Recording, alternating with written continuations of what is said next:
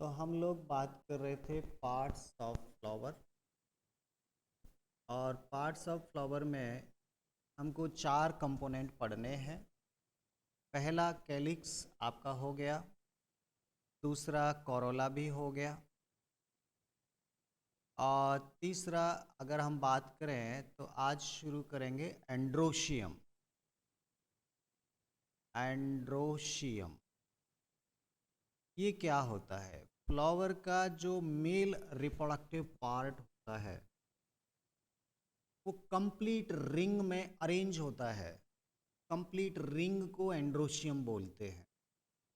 ठीक है, जैसे मान लीजिए ये आपका थैलेमस है, तो इस थैलेमस पे ये एक कंप्लीट इस तरह से गोल गोल गोल गोल एक रिंग में ये क्या लगे हैं, इस तरह के कंपोनेंट लगे हैं। ये सब मेल रिप्रोडक्टिव पार्ट है। तो एक फ्लावर में जितने भी मेल रिप्रोडक्टिव पार्ट होते हैं उनको हम एंड्रोशियम बोलते हैं। इस तरह से एक रिंग में ये लगे होते हैं चारों तरफ के, तो ये आपके एंड्रोशियम कहलाते हैं। अगर इसकी एक यूनिट को निकाल के देखें तो एक यूनिट को जब हमने निकाला तो कुछ इस तरह से निकल के आता है, और इस पूरी यूनिट को हम बोलते हैं स्टेमन।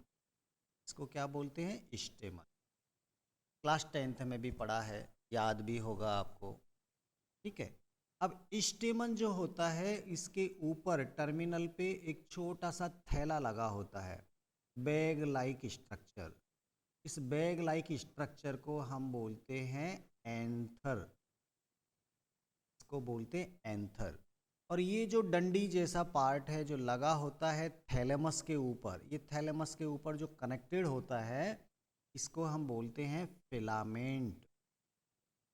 तो हम कह सकते हैं कि एक स्टेमन के 2 पार्ट होते हैं, एक फिलामेंट होता है और एक एंथर होता है। एंथर में आप देखेंगे तो इस तरह से 2 अलग अलग लोब जैसी लगी होती हैं, 2 लोब ये चिपकी होती हैं, और इसीलिए हम स्टेमन को बोलते हैं बाइलोब्ड स्ट्रक्चर। 2 लोब होती हैं तो बाइलोब्ड स्ट्रक्चर होती है ये। और अगर हम इस स्टेमन को काट के देखें तो हर लोब के अंदर इस तरह से ये लोब है, एक दूसरी लोब इस तरह से है मान लीजिए, इनके अंदर ये छोटे छोटे कमरे होते हैं। इस लोब में भी देखो 2 कमरे हैं, इस लोब में भी इस तरह के 2 चैम्बर हैं, और ये इस तरह से लगा होता है। तो ये आपका डाइथीकस कहलाता है, डाइथीकस। और इन छोटे छोटे चैम्बर को हम बोलते हैं पोलन सैक। पोलन सैक जिनके अंदर बनते हैं बहुत सारे छोटे छोटे पोलन ग्रेन बनते हैं, पोलन ग्रेन। तो हर एक एंथर में पोलन ग्रेन बनाने वाले कितने चैम्बर होते हैं? 4 चैम्बर होते हैं। आगे चलकर हम इनको पोलन सैक को माइक्रोस्पोरेंजिया भी बोलेंगे। ये अभी कंफर्म, थोड़ा सा आप कंफ्यूज हो सकते हैं। इनको हम बोलते हैं माइक्रोस्पोरेंजिया क्योंकि इसके अंदर बनते हैं माइक्रोस्पोर, और माइक्रोस्पोर ही अपने आप में पोलन ग्रेन होते हैं। ये आपको जब क्लासिफिकेशन वाला चैप्टर चल रहा था तो वहाँ पे भी मैं बताया था। So each lobe has 2 pollen sac. तो ये आपका डाइथीकस स्ट्रक्चर भी हम इसको कह देते हैं, बाइलोब्ड स्ट्रक्चर तो है ही है। कुछ ऐसे भी स्टेमन फ्लावर में देखे जाते हैं, जैसे ये मान लीजिए स्टेमन है, इसके अंदर जो एंथर है उस एंथर में पोलन ग्रेन बनाने की पावर ही नहीं है। मान लीजिए वो पोलन ग्रेन बना नहीं पा रहा है, वो स्टेराइल कंडीशन का है जिसमें रिप्रोडक्शन की पावर नहीं है, तो ऐसे स्टेमन को हम बोलते हैं स्टेमिनोड। स्टेमिनोड मतलब एक ऐसा स्टेमन जो पोलन ग्रेन नहीं बना सकता, उसको स्टेमिनोड कहते हैं। जनरली फ्लावर में हर एंथर बनाता है पोलन ग्रेन, लेकिन कभी कभी ऐसा हो सकता है कि कोई स्टेमन स्टेराइल कंडीशन का होता है, unable to reproduce, unable to make the gamete, pollen grain नहीं बना पाता, तब उसको स्टेमिनोड बोलते हैं। ठीक है, अब ये स्टेमन कैसे होते हैं? या तो ये इसी तरह से एक फ्लावर के ऊपर, जैसे मान लीजिए ये आपका फ्लावर है, यहाँ से आपके पीटल्स निकले हैं, मान लीजिए ये आपके तरह से ये थोड़ा सा अटक रहा है, ये पीटल्स लगे हैं, इधर भी ये पीटल्स लगे हैं। एक तो कंडीशन है कि ये इस तरह से फ्री पाए जाते हैं। जब ये इंडिपेंडेंट होते हैं तो इनको हम फ्री स्टेमन बोलते हैं, इस तरह से, ठीक है। और कुछ फ्लावर में क्या होता है कि ये जो आपके सीपल है, ये सॉरी पीटल, इन पीटल से चिपके हुए भी स्टेमन पाए जाते हैं। वो निकलेंगे तो यहाँ से, निकलेंगे तो यहाँ से, लेकिन वो इस पीटल के ऊपर चिपक जाते हैं और फिर इस तरह से निकलते हैं। मतलब found attached with the petals, petal से चिपक जाते हैं और इस तरह से निकलते हैं। तो ये दो कंडीशन होती है। हम बोलेंगे कि यहाँ पर स्टेमन फ्री नहीं है, बल्कि वो पीटल से चिपके हुए पाए जाते हैं। तो इस कंडीशन को हम बोलते हैं एपीपिटेलस, एपीपिटेलस, पीटल के ऊपर चिपके हुए, एपी का मतलब ऊपर उसके, तो ये कई बार इस पंखुड़ी से चिपके हुए पाए जाएंगे तो एपीपिटेलस कहलाएंगे, और ये आपके फ्री स्टेमन कहलाएंगे, फ्री स्टेमन, ठीक है। अब आपके दिमाग में एक शब्द और आ सकता है, सपोज सर ये अगर पीटल नहीं होते, ये पीटल की जगह अगर टीपल होते, पीटल की जगह क्या होती? टीपल। टीपल का मतलब जो सीपल हैं वो सीपल भी इसी पीटल से चिपका हुआ पाया जा रहा है।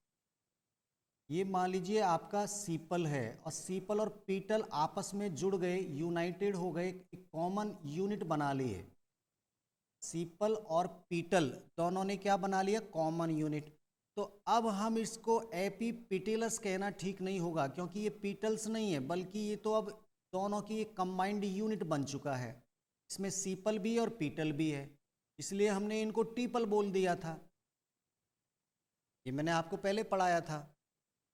तो अगर टीपल से जुड़े हुए पाए जाते हैं तो इसको फिर हम बोलेंगे एपीफिलस। फिर इसका नाम क्या हो जाएगा? एपीफिलस हो जाएगा। तो कंफ्यूज नहीं होना है। स्टेमन हो सकता है वो टीपल से जुड़े हों, या हो सकता है कि वो केवल सीपल से जुड़े हों। तो ये सीपल से जुड़ा है और यहाँ पर टीपल से जुड़ा है। टीपल का मतलब क्या हो गया? जब सीपल और ये क्या है, ये सीपल है और ये आपका पीटल है, ये दोनों कंबाइंड हो गए, जुड़ गए, अलग अलग नहीं है, बल्कि कॉमन यूनिट बन गया, तब हमने नाम दिया इनको टीपल, ठीक है। ये कल हो गया था हमारा, मैंने कल आपको समझा भी दिया था। तो एक तो ये कहानी है आपके स्टेमन की। दो पार्ट हो गए, फिलामेंट हो गया, एंथर हो गया। एंथर के अंदर पोलन सैक होते हैं जिनमें पोलन ग्रेन बनते हैं। ये फ्री इंडिपेंडेंट भी पाए जा सकते हैं, या फिर वो सीपल या पीटल या टीपल के साथ चिपके हुए पाए जा सकते हैं। कई बार क्या होता है कि ये जो स्टेमन है, जैसे यहाँ पे मैं एक फोटो बना दूँ इस तरह से, ये आपका थैलेमस पार्ट हो गया। कई बार ये जो स्टेमन है वो आपस में एक दूसरे से ही चिपके हुए पाए जाते हैं। ये चिपके हैं और यहाँ जाकर ये अलग हो गया। ऐसे मान लीजिए एक इधर से निकला और इसी के साथ चिपके हुए ये वाला भी इसी के साथ चिपका हुआ है। एक बंच बन गया, इसके साथ एक और चिपका है, वो ऐसे जाके खुल गया। एक और इसमें चिपका है, वो ऐसे जाके खुल गया। तो ये अलग अलग भी हो सकते हैं। अगर ये चिपके हुए गुच्छा बनाते हैं, बंच बनाते हैं, तो ये बंच एक फ्लावर में कितने हैं, स्टेमन के कितने बंच पाए जा रहे हैं, इसके आधार पे हम इसको अलग अलग नाम देंगे। अगर सभी जितने भी एंड्रोशियम हैं सब के सब स्टेमन आपस में चिपक कर एक कॉमन यूनिट बन गया, सब ने मिलाकर एक पूरा एक ही ये आपका बना लिया और यहाँ पे जाके वो अलग अलग हो गए। अगर एक गुच्छा बनाया तो इसको हम बोलते हैं मोनोडेल्फस। मोनो का मतलब एक, इसको क्या बोलेंगे आप? ये मान लीजिए हो गया आपका मोनोडेल्फस। और यहाँ पे कितने गुच्छे पा रहे? ये एक फ्लावर में 2 गुच्छे हो गए, एक इधर बंच हो गया, एक इधर बंच हो गया। अगर 2 गुच्छे पाए जा रहे हैं तो ये कहलाएगा आपका डाइडेल्फस। डाइडेल्फस। और 2 से भी ज्यादा अगर गुच्छे पाए जा रहे हैं, जैसे इसके ऊपर एक और होता, मान लीजिए जैसे एक गुच्छा तो ये हो गया, ये आपका एक गुच्छा ये हो गया जिसमें ये 3-4 आपस में चिपक गए, हाँ, और एक और हो गया इसमें भी इस तरह से चिपक गए। अगर 2 से ज़्यादा गुच्छे पाए जा रहे हैं स्टेमन के, ध्यान देना ये स्टेमन है, तो ये अब इसमें 4-5 जुड़े हैं, इसमें 4-5 जुड़े हैं, इसमें 4-5 जुड़े हैं, इसमें भी जुड़े हैं। तो ये जब इस तरह से गुच्छे में पाए जाते हैं जिनके फिलामेंट आपस में फ्यूज हो चुके हैं, तो इसको हम बोलते हैं पॉलीडेल्फस। पॉलीडेल्फस, डेल्फस। तो ये तो हो गए कि जब स्टेमन के फिलामेंट आपस में फ्यूज हो जाएं तो 3 तरह के फ्लावर हो गए, या तो मोनोडेल्फस, या वो डाइडेल्फस, या वो पॉलीडेल्फस। और ये क्या है? ये बिल्कुल फ्री है, ना तो आपस में चिपके ना ही वो पीटल से चिपके, तो ये आपके फ्री स्टेमन हो गए। और ये क्या है? इसमें या तो वो सीपल से चिपक गए, सॉरी पीटल से, या फिर वो टीपल से चिपक गए, तो ये एपीपीटेलस या एपीफिलस कहलाएगा। मुझे लग रहा है बहुत सारी कहानी आपको समझ में आ चुकी होंगी। अब थोड़ा सा एग्जाम्पल हम लोग देखते हैं। जब ये पीटल से चिपका हुआ पाया जाए, ध्यान देना, जब ये पीटल से अटैच्ड पाया जाए, केवल पीटल से, इसके सीपल अलग होंगे और पीटल अलग होंगे, तो पीटल से केवल जुड़ा है। इसका एग्जाम्पल लिखा है आपके बुक में, ब्रिंजल, बैंगन के अंदर ऐसा देखने को मिलता है। और जब ये पीपल के साथ जुड़ा हुआ पाया जाए तो लिली जो फैमिली होता है, lily family, lily actually onion जैसे जो पौधे हैं जिनमें बल्ब बनता है नीचे, तो लिली फैमिली के पौधों में सीपल और पीटल अलग अलग नहीं होते, बल्कि आपस में कंबाइंड हो जाते हैं और टीपल बना लेते हैं। तो वहाँ पर टीपल से जुड़े हुए ये आपके एंथर पाए जाते हैं, स्टेमन पाए जाते हैं, तो ये आपका बन जाएगा एपीफिलस। एपीफिलस का एग्जाम्पल क्या हो जाएगा? Lily plant. ठीक है। मोनोडेल्फस का देख लो, तो मोनोडेल्फस में एक ही गुच्छा बनता है। आपने गुड़हल का फूल देखा होगा, गुड़हल का, इस तरह से मान लीजिए फ्लावर है, उसमें एक डंडी निकलती है और उसी पर ये बहुत सारे स्टेमन स्टेमन स्टेमन लगे रहते हैं इस तरह से, तो वो एक बंच बनाते हैं सभी स्टेमन आपस में चिपक कर।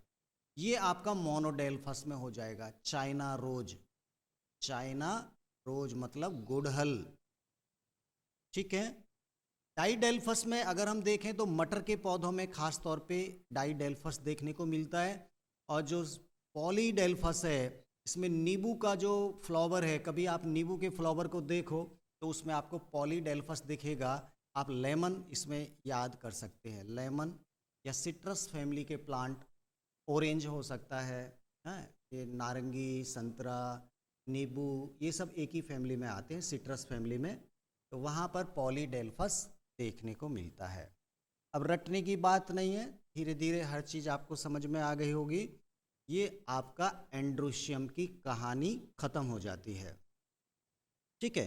अब हम अगला कंपोनेंट पढ़ते हैं जिसे हम बोलेंगे गाइनोशियम, चौथा फ्लावर का कंपोनेंट जिसे नाम दिया गया गाइनोशियम। ये फीमेल रिप्रोडक्टिव पार्ट है, फीमेल रिप्रोडक्टिव पार्ट। ठीक है। अब ये भी कहाँ जुड़ा होगा? थैलेमस के ऊपर ही जुड़ा होगा। ये थैलेमस है। तो कंप्लीट मान लीजिए इसमें बहुत सारे पार्ट हैं इस तरह से। ये मैंने एक फीमेल पार्ट बनाया, ये मैंने दूसरा फीमेल पार्ट बनाया, ये मैंने तीसरा फीमेल पार्ट बनाया, ये इस तरह से।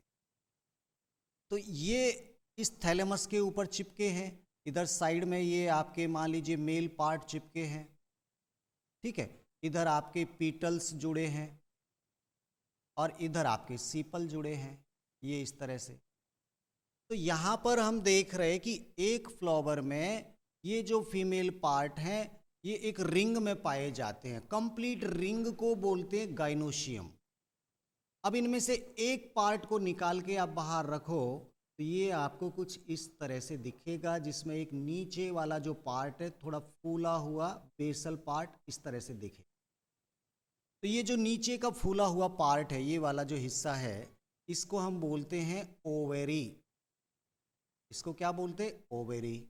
ये जो बीच का डंडी वाला पार्ट है जो हवा में हिल के डांस करता रहता है और स्टाइल मारता रहता है, इसको हम स्टाइल बोलते हैं। ये लंबा सा इलोंगेटेड रॉड वाला जो पार्ट है। और ये जो ऊपर जो एक फूला हुआ पार्ट है इस तरह से, ये चौड़ा सा पार्ट है जहाँ पोलन ग्रेन आकर लैंड करते हैं, पोलन ग्रेन आते हैं इस जगह पर, इसको हम बोलते हैं स्टिग्मा। तो एक पिस्टिल, इस ओवरऑल इस पूरे पार्ट को क्या बोला गया? पिस्टिल। और एक फ्लावर में कई सारी पिस्टिल होती हैं, सबको हम बोलते हैं गाइनोशियम। ठीक है, तो कभी भी कंफ्यूज नहीं होना। Each unit of gynoecium is called pistil and pistil have 3 different part. One is the ovary, second is the style and third is the stigma. Style और स्टिग्मा में कंफ्यूजन होता है, तो ये डंडी सी रॉड वाला जो इलोंगेटेड पार्ट है ये स्टाइल है और बाकी का ऊपर का रिमेनिंग स्टिग्मा हो जाएगा। चलो, एक तो ये कहानी आपको समझ में आ गई। अब हम बात करते हैं कि अगर एक फ्लावर में पिस्टिल की संख्या एक से ज़्यादा है, एक तो ये कंडीशन है। और कई बार ऐसा होता है कि एक फ्लावर में अकेली एक ही पिस्टिल होती है, बस पिस्टिल एक होती है, मेल पार्ट तो कई सारे होते हैं, मेल का कोई टेंशन नहीं है, लेकिन फीमेल पार्ट एक ही होता है। तो इसको तो बोलते हैं मोनोकार्पलरी, मोनोकार्पलरी। ठीक है, और जहां पर बहुत सारे होते हैं उसे हम बोलते हैं मल्टी कार्पलरी। ये क्या हो गया? मल्टी कार्पल यहाँ पे होते हैं, मल्टी कार्पल। ये आपके मोनोकार्पल। तो एक तो ये याद रखना कि अगर फ्लावर में एक ही रिप्रोडक्टिव पार्ट है तो मोनोकार्पलरी कहलाएगा, अगर एक से ज़्यादा है तो मल्टी कार्पल कहलाएगा। ठीक है, अब सवाल आता है मल्टी कार्पल में कि अगर ये कार्पल ज़्यादा हैं, एक से ज़्यादा, तो क्या इनकी ओवरी और इनकी स्टाइल अलग अलग है कि ये आपस में जुड़ के फ्यूज हो जाती हैं, एक बंच बना लेंगी, आपस में गुच्छा बना लेंगी? तो इसके आधार पर ये दो तरह की, अब देखिए इस डायग्राम में आपको तीनों कार्पल अलग अलग दिख रही हैं, अलग अलग ये आपको दिखाई दे रही हैं। तो इसको हम बोलते हैं एपोकार्पस कंडीशन। इसको क्या बोलते हैं? एपोकार्पस। कब बोला?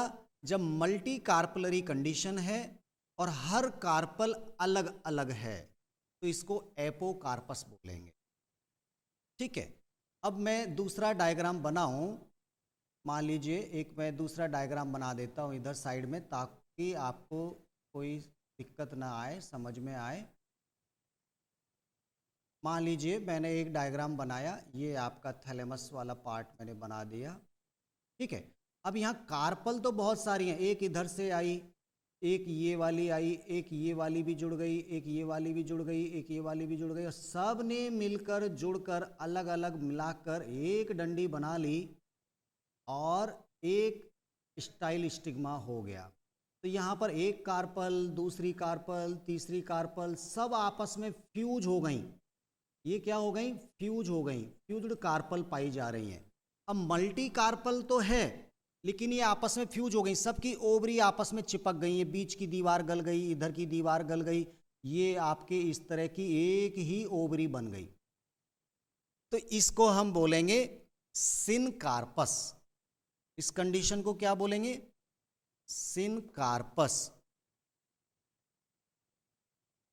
एपोकार्पस और सिनकार्पस, ये दो शब्द याद हो जाएंगे।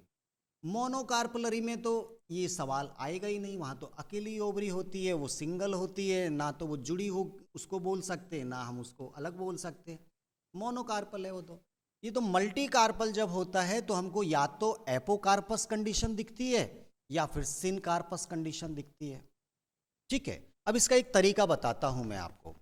आपने जूनियर में पढ़ा है कि जो ओवरी होती हैं वो आगे चलकर फ्रूट बनाती हैं। ओवरी होती हैं वो आगे चल के फ्रूट बनाती हैं।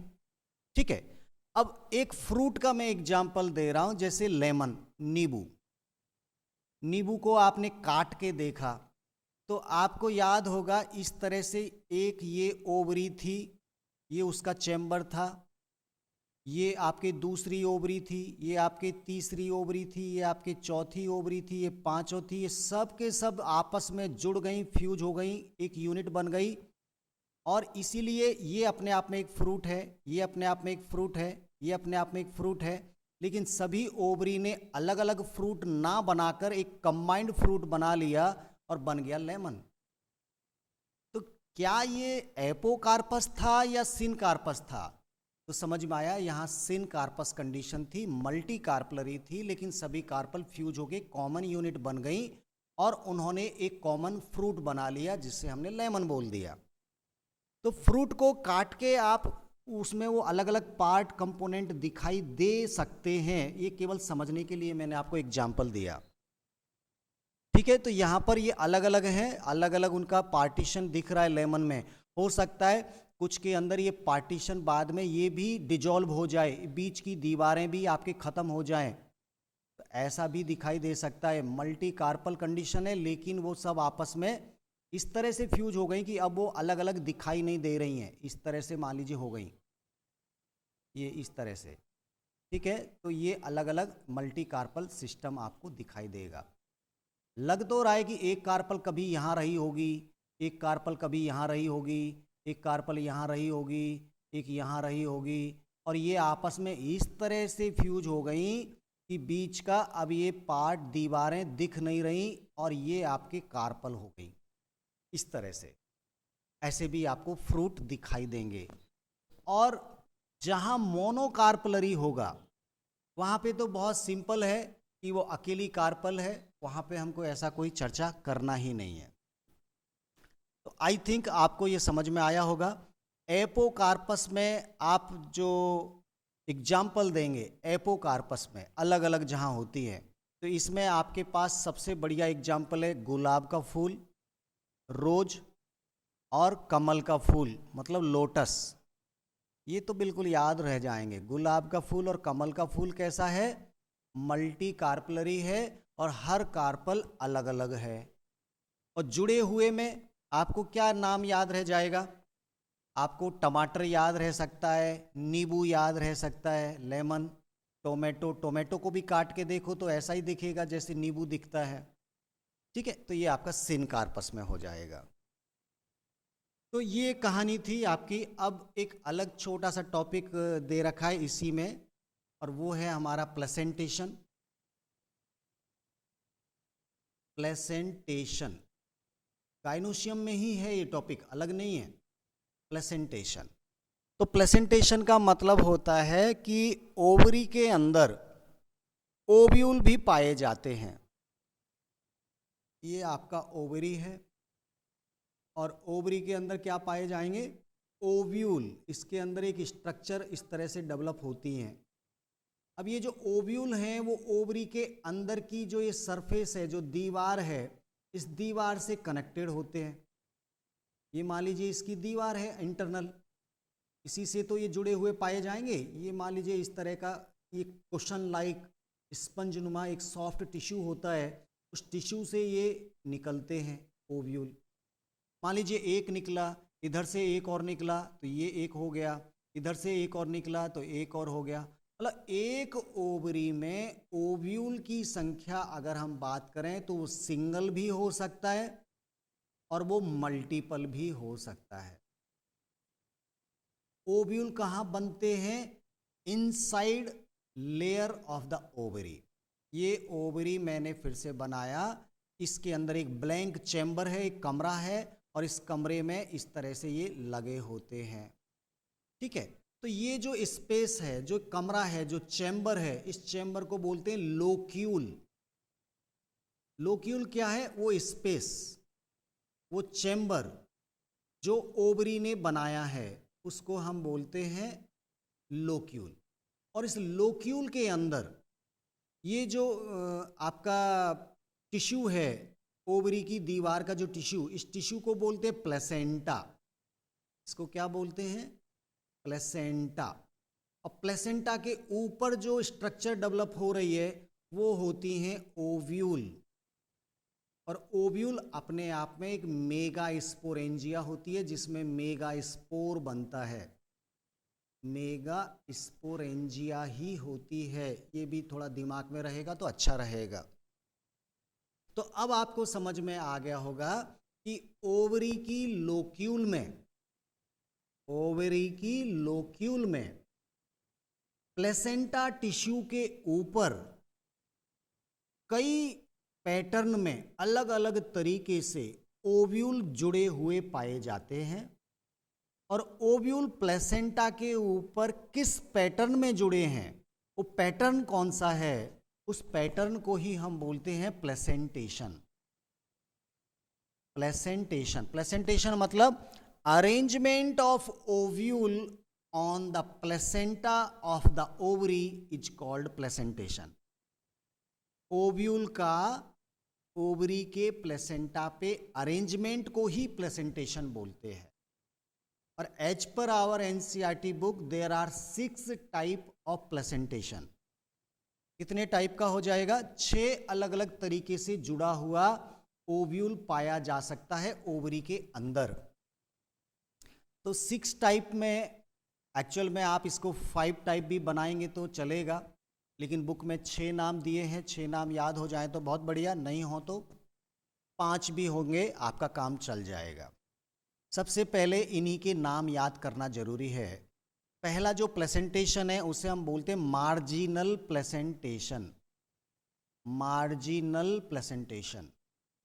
दूसरा जो प्लेसेंटेशन है उसे बोलते हैं एक्जाइल प्लेसेंटेशन या एक्जिलरी प्लेसेंटेशन। एक्जाइल, एक्जाइल प्लेसेंटेशन। इनके नाम से ही ये सब क्लियर हो जाएगा, परेशान मत होइए, सब याद हो जाएगा। मार्जिनल हो गया, एक्जाइल हो गया, इसके बाद पैराइटल, पैराइटल प्लेसेंटेशन, और चौथा हो जाएगा आपका free central placentation. Free central, और एक जो होता है वो सेंट्रल होता है। सेंट्रल और फ्री सेंट्रल को जनरली हम एक साथ पढ़ लेते हैं, इसीलिए इसको आप 5 में भी डिवाइड कर सकते हैं। और छठवां वाला जो होगा वो आपका होगा बेसल प्लेसेंटेशन। 6 तरह का आपका क्या है? प्लेसेंटेशन है। प्लेसेंटेशन का मतलब प्लेसेंटा के ऊपर ओव्यूल का अरेंजमेंट। अब देखिए मार्जिनल, एक्जाइल, पैराइटल क्या होता है। जनरली जो मार्जिनल होता है, मार्जिनल में क्या होता है कि 2 ओवरी आपस में चिपक जाती है। जैसे एक ओवरी मान लीजिए ये वाली थी, इस तरह से इसका स्टाइल स्टिग्मा कुछ रहा होगा, और एक ओवरी बिल्कुल इससे चिपक गई इस तरह से, और ये इसका स्टाइल स्टिग्मा कुछ रहा होगा। तो दोनों ओवरी आपस में यूनाइटेड हो गई, ये दोनों यूनाइटेड हो गई, दोनों ओवरी। मतलब क्या हो गया आपका? सिनकार्पस हो गया।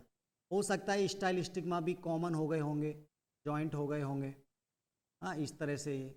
तो यहाँ जो ये दोनों ओवरी जिस दीवार पे फ्यूज हुई, अगर इस दीवार के इधर उधर ये आपके ओव्यूल डेवलप हो रहे हैं, इधर उधर मार्जिन पे, मार्जिन मतलब किनारे पे, दोनों ओवरी के फ्यूजन से जो मार्जिन बना, अगर उस मार्जिन पे ओव्यूल डेवलप हो रहे तो मार्जिनल टाइप का प्लेसेंटेशन कहलाएगा।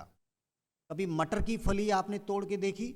मटर की फली में आप देखते कि जो बीज लगे होते हैं मटर के, वो उसके किनारे पे एक जो मार्जिन होता है उसी पे तो लगे होते हैं। यहाँ मटर के बीज लगे हैं ऐसे। तो ये पी प्लांट इसका बेस्ट एग्जाम्पल हो जाएगा मार्जिनल का। मटर का पौधा, मटर की फली आपको याद आ जानी चाहिए।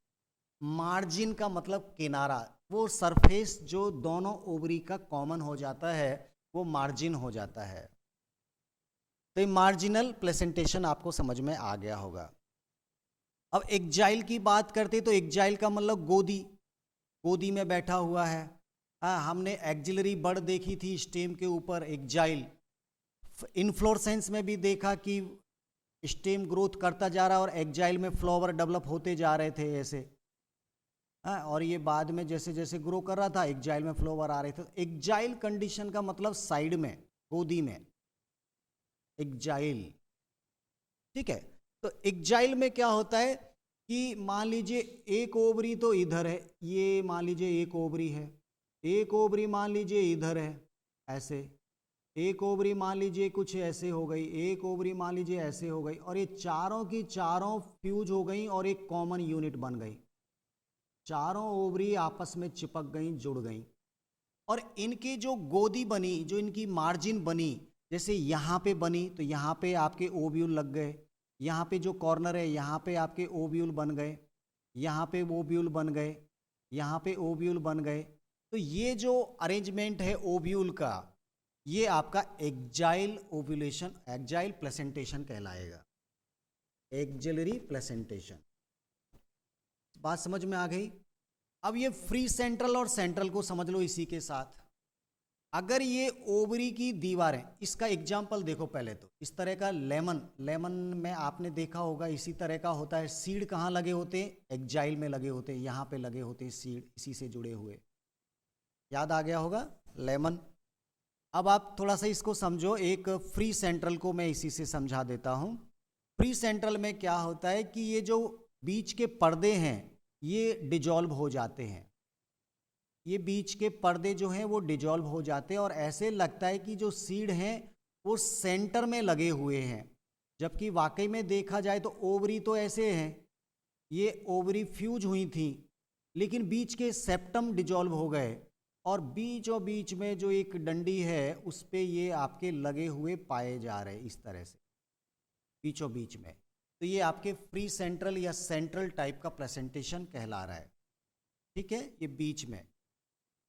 एक्जाइल कब बोल रहे हैं? जब बीच में वो पर्दे मौजूद थे तो हम एक्जाइल बोल रहे थे। अब पर्दे डिजॉल्व हो गए, अब तो एक कॉमन हो चुका है, पूरा चैम्बर एक कॉमन लोक्यूल बन चुका है, तो ये वाला आपका फ्री सेंट्रल कहलाएगा।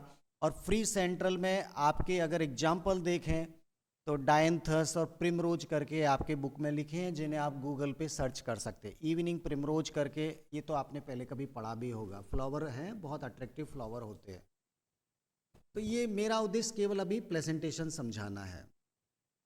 पैराइटल की बात करते तो पैराइटल मतलब बना है पेरीफेरल, पेरीफेरल मतलब चारों तरफ, बाहर आउटर सरफेस की हम बात करेंगे। तो मान लीजिए ये एक ओवरी है, ये एक दूसरी ओवरी है, ये एक तीसरी ओवरी है, ये चौथी है। ये शुरुआत में तो सब ऐसे जुड़ी हुई थी सभी ओवरी, देखो ये एक ओवरी हो गई, ये एक ओवरी हो गई, अलग अलग थी ना ये सब। अब ये इस तरह से चिपक गई कि बीच के पर्दे जो इनके सेप्टम थे वो भी डिसअपेयर हो गए, और यहाँ सेंटर की बजाय, यहाँ पे अगर सेंट्रल में ओव्यूल डेवलप होते तो वो आपके फ्री सेंट्रल कहलाते, अगर यहाँ पे होते तो। अब हुआ क्या कि ये जो आपकी दीवारें थी यहीं पर ओव्यूल आ गए थे, ये आउटर पेरीफेरल सरफेस पे, इधर सीड आ गए, इधर सीड आ गए। Seed, ovule after fertilization seed बनाते हैं। तो अगर पेरीफेरल साइड में सीड डेवलप हो रहे और ये बीच वाला स्पेस आपका नॉर्मल है, ब्लैंक है, तो ये आपका पैराइटल टाइप का प्लेसेंटेशन कहलाएगा। ये कैसा है? पैराइटल। और पैराइटल का एग्जाम्पल आपका हो जाएगा सरसों या आर्जिमोन मैक्सिकाना। आर्जिमोन होता है जिसे हम कटेली बोलते हैं, पीली कटेली, भरभंडा बोलते हैं उसको हिंदी में। पीली कटेली का पौधा होता है आर्जिमोन, आर्जिमोन मैक्सिकाना। सरसों का फूल याद रहेगा, सरसों की फली को तोड़ के देखना, आपको ऐसा ही लगेगा कि सरसों के जो बीज लगे हैं वो साइड में लगे हैं। मस्टर्ड सबसे बढ़िया एग्जाम्पल आपको याद हो जाएगा पैराइटल में। अब बचा कुचा बेसल बना, बेसल में हमेशा याद रखिएगा कि ये एक सिंगल ओवरी से ही बनता है, बस इसमें कोई मल्टीपल नहीं है। बेसल हमेशा एक सिंगल ओवरी से बनता है और इसके बेस में ये जो नीचे जो बेस होता है यहीं पर एक ओव्यूल बनता है और एक ही ओव्यूल होता है इसमें, सिंगल, केवल एक ओव्यूल होता है। मतलब इस जब ये पूरा फ्रूट बनेगा, जब ये पूरा फ्रूट बन जाएगा तो उस फ्रूट में केवल एक बीज लगेगा, बस केवल सिंगल अकेला एक बीज लगेगा। तो ये आपका बेसल टाइप का कहलाएगा। जैसे मैंगो, मैंगो में आप देखते हैं कि ये तो पूरा फ्रूट बन जाएगा और इस फ्रूट में केवल एक सीड पाया जाएगा, हमेशा एक से ज़्यादा कभी मिलता ही नहीं है। तो mango is the best example of basal placentation. I think जब आप इसको और थोड़ा डिटेल में पढ़ोगे, समझोगे, तो आपको सब क्लियर हो जाएगा। और 6 टाइप का प्लेसेंटेशन है जिसमें फ्री सेंट्रल और सेंट्रल को मैंने मर्ज करके एक साथ पढ़ा दिया। तो आप 5 टाइप का प्लेसेंटेशन भी पढ़ेंगे, लिखेंगे, समझेंगे, इनके डायग्राम बनाने की प्रैक्टिस करेंगे और इनके एग्जाम्पल याद कर लेंगे तो आपका ये टॉपिक क्लियर हो जाएगा और आपको याद भी हो जाएगा। इस तरह से जो रिड्यूस्ड सिलेबस का एक पार्ट था आपका इन्फ्लोरेसेंस, फ्लावर की स्ट्रक्चर, फ्लावर के अलग अलग पार्ट, इसमें मैंने एस्टिवेशन भी कंप्लीट कर दिया और कहीं ना कहीं प्लेसेंटेशन को भी कंप्लीट कर दिया। अब हमें रिड्यूस्ड सिलेबस के हिसाब से केवल एक फैमिली का डिटेल और पढ़ना है और वो फैमिली, हम फर्स्ट वाली जो फैमिली है फैबेसी फैमिली को मैं कल की क्लास में समझाने का प्रयास करूंगा। हालांकि पूरा डिटेल आप मॉर्फोलॉजी नहीं पढ़े तो समझाने में तो मुझे दिक्कत आएगी, लेकिन फिर भी हम इस फैमिली को अच्छे ढंग से समझने के लिए कल की क्लास का इंतजार